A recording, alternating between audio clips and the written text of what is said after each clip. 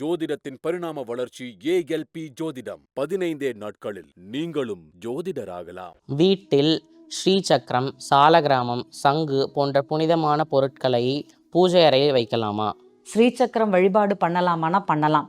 இந்த ராஜராஜேஸ்வரி அம்மன் யாருக்கெல்லாம் வீட்டில் இருக்கிறாங்களோ அவங்க ஸ்ரீசக்கரம் அவங்களுக்கு தெரியாமலே அந்த வீட்டில் வந்து உட்காருமானா உட்காரும். நீங்கள் ஸ்ரீசக்கரமாக இருந்தாலும் சரி, இல்லைன்னா சின்னதாக ஒரு தகடில் வச்சு பூஜை பண்ணுவாங்கன்னு சொல்லுவோம், அது கூட நம்ம வீட்டில் வச்சு பூஜை பண்ணக்கூடிய முறை அப்படிங்கிறது இருக்குது. இப்போ சின்ன வெள்ளி தகடாக இருந்ததுன்னா அதை வந்து நம்ம வருஷத்துக்கு ஒரு தடவை மாற்றி புனரமைத்து பூஜை செய்ய வேண்டும் அப்படிங்கிறது உண்மை. இப்போ அந்த கும்பாபிஷேகம் பண்ணுறாங்க, எல்லாருக்குமே தெரிஞ்சது. 12 வருஷத்துக்கு ஒரு தடவை தான் கும்பாபிஷேகம் அப்படிங்கிறது நடக்கும். அந்த 12 வருஷம் மட்டும்தான் அந்த கலசத்திற்கும் அந்த பகவானுக்கும் அங்கே வந்து அந்த வேல்யூ, அந்த வலு அப்படிங்கிறது இருக்கும். அதுக்கப்புறம் அதோட வலுவோட தன்மை அப்படிங்கிறது குறைந்து விடும். அதை மறுபடியும் எனர்ஜெட்டிக் பண்ணுறதுக்காகத்தான் அந்த 12 வருஷத்துக்கு ஒரு தடவை கும்பாபிஷேகமே நம்ம பண்ணுறோம். அப்போ அந்த ஸ்ரீசக்கர வழிபாடு தகட்டில் பண்ணுறதா இருந்தாலும் சரி, இல்லைன்னா ஆற்றுல வச்சு பூஜை பண்ணுறதா இருந்தாலும் சரி, அதற்குண்டான வழிபாட்டு முறைகளை நம்ம பண்ணணுமானா பண்ணணும். ஒன்றுமே இல்லை, நான் அதுக்கு ஒரு அபிஷேகம், ஒரு பௌர்ணமி நாளில் ஏதாட்டி ஒரு சிறப்பு நாளில் நான் அதை பண்ணணும், கண்டிப்பாக பண்ணணும். தினமும் நைவேத்தியம் அப்படிங்கிறது கண்டிப்பாக கொடுக்கணும் அப்படிங்கிறது பண்ணணும். இதை நிறைய பேர் பண்ணிட்டு வர்றாங்க, செய்யலாம். அதே மாதிரி இன்னொன்று வந்து சாலக்கிராம வழிபாடு. சாலக்கிராம வழிபாடுங்கிறது ரொம்ப ரொம்ப விசேஷமானது. குறிப்பிட்ட குடும்பங்கள் மட்டும்தான் அந்த சாலக்கிராம வழிபாடு அப்படிங்கிறது பண்ணிட்டு இருக்காங்க. நீங்கள் பார்த்தீங்கன்னா தெரியும், சாலக்கிராமங்கிறது பெண்கள் தொடக்கூடாது அப்படிங்கிற ஒரு ஐதீகம் இருக்குது. இதை நான் ஒரு கிரந்தத்தில் படிச்சிருக்கேன். பிரசன்ன மார்க்கத்தில் சாலக்கிராமம் அப்படிங்கிறது பெண்கள் தொடுறாங்க அப்படின்னா அந்த கன்னித்தன்மையை இழந்துவிடும், கற்புத்தன்மையை இழந்துவிடும் அப்படிங்கிறது அதற்கு நிகரான ஒரு தன்மைங்கிறது இருக்குது. இன்றைக்கும் சாலக்கிராமத்தை வந்து பெண்கள் அபிஷேகம் செய்யக்கூடாது, ஆண்கள் மட்டும்தான் அதை அபிஷேகம் செய்யலாம். இந்த சாலக்கிராமங்கிறது ஒரே ஒரு இதுவாக இருக்கும். அதை அபிஷேகம் செய்து ஆராதனை செய்து அதை ஒரு டப்பால தான் அடைச்சி வைப்பாங்க, திறந்து கூட வைக்க மாட்டாங்க. ஏன்னா பெண்கள் வந்து பூஜை பண்ணும்போது அந்த இதை கல்லை தொற்றக்கூடாது அப்படிங்கிறதுக்காக தான் அதை வந்து அடைக்கப்பட்ட பொருளில், நீங்கள் பார்த்தீங்கன்னா மரப்பெட்டியிலையோ இல்லைனா ஏதாட்டி ஒரு பாக்ஸ்லேயோ பித்தளை சம்படத்துலேயோ வச்சுருப்பாங்க சில வீடுகளில். அதை நித்திய பூஜைங்கிறது பண்ணணும், தினமும் அதற்கு அபிஷேகம் அப்படிங்கிறது நடக்கணும், நைவேத்தியம் அப்படிங்கிறது கொடுக்கணும். இப்போ நம்ம வீடுகளில் எல்லாருக்குமே தெரியும், நிறைய நண்பர்கள் பண்ணுறாங்க.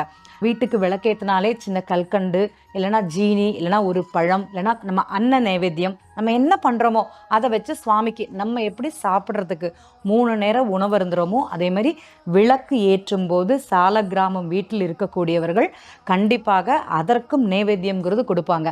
நம்ம வீட்டில் விளக்கேற்றுறோன்னா அந்த 2 நேரம் விளக்கேற்றுறோன்னா 2 நேரம் சுவாமிக்கு நைவேத்தியம் அப்படிங்கிறது கொடுக்கணும்.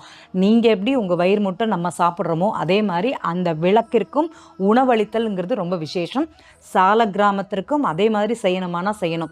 ஒரு பிறந்த குழந்தைக்கு சாப்பாடு கொடுத்து நம்ம வளர்த்துட்டு வரோம், ஒரு குறிப்பிட்ட காலத்திற்கு பிறகு அதை நம்ம தடுக்கக்கூடாது. அப்போ நம்ம வெளியில் எங்கேயாட்டி போனால் கூட அந்த சாலக்கிராமத்தை கொண்டு போகலாமானா கொண்டு போகலாம், அந்த இடத்துல வச்சு பூஜை பண்ணலாமானா பூஜை பண்ணலாம். அது ஆண்களுக்கு மட்டுமே, பெண்களுக்கு கிடையாது அப்படிங்கிறத இந்த இடத்த பதிவு பண்ணிக்கிறேன். சாலக்கிராமம் வீட்டில் வைப்பதாக இருந்தால் இந்த வழிமுறைகளை பின்பற்றி வைத்தால் நல்லது. இல்லைனா ஒரு குழந்தைய வளர்த்து பட்னி போட்டுட்டு அதுக்கப்புறம் கொஞ்ச நாள் கழிஞ்சு என் தேவைக்கு நான் வீட்டுக்கு வந்ததுக்கப்புறம் அதற்கு உணவு கொடுப்பது அப்படிங்கிறது சரியாக இருக்காது. அதனால் சாலக்கிராம பூஜைங்கிறது மிக மிக கவனமாக ஆரம்பிக்க வேண்டும். இதில் வந்து மாமிசங்கிறது எடுத்துக்கக்கூடாது. இந்த காலை நேரம் குளித்தல் அப்படிங்கிறது விசேஷம். வீடுகளை டெய்லி பெருக்கி தொடச்சிட்டு தான் அந்த விசேஷமான பூஜைகள் அப்படிங்கிறது செய்யணும். தினமும் அபிஷேகம் சாலக்கிராமத்திற்கு மிக மிக தேவை. அப்படி முடியாதவங்க அப்படின்னா ஒரு வெள்ளி ஒரு செவ்வாயாட்டி கண்டிப்பாக அபிஷேகம் பண்ணணும். அதை செய்தவர்களாக செய்யக்கூடிய ஒரு தன்மை உங்கள் உடலுக்கும் உங்களுக்கு நேரம் இருந்தால் மட்டும்தான் சாலக்கிராம பூஜை அப்படிங்கிறது செய்யணும் அப்படிங்கிறத இந்த இடத்துல பதிவு பண்ணிக்கிறேன். இப்போ சங்கு அப்படிங்கிறது எல்லா வீட்லேயுமே வைக்கிறாங்க. கேரளாவில் வந்து சங்கை வச்சு தான் எல்லா இடத்துக்குமே பூஜை அப்படிங்கிறது பண்ணுவாங்க. இப்போ சங்கால அபிஷேகம் அப்படிங்கிறது நம்ம கேள்விப்பட்டிருக்கோம்.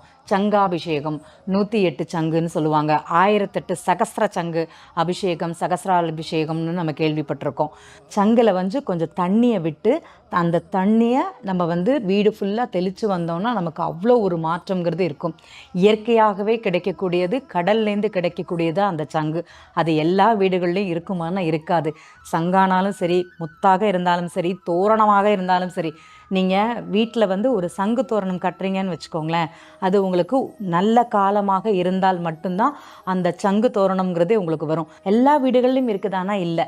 உங்கள் ஜாதகத்தில் சந்திரனுடைய நிலை நன்றாக இருந்தால் மட்டும்தான் இந்த சங்கு சம்பந்தப்பட்ட பொருட்கள், சங்காலான உபயோக பொருட்கள் அப்படிங்கிறது, அந்த கடல்லேருந்து கிடைக்கக்கூடிய பொருட்கள் அப்படிங்கிறது உங்களுக்கு வரும்.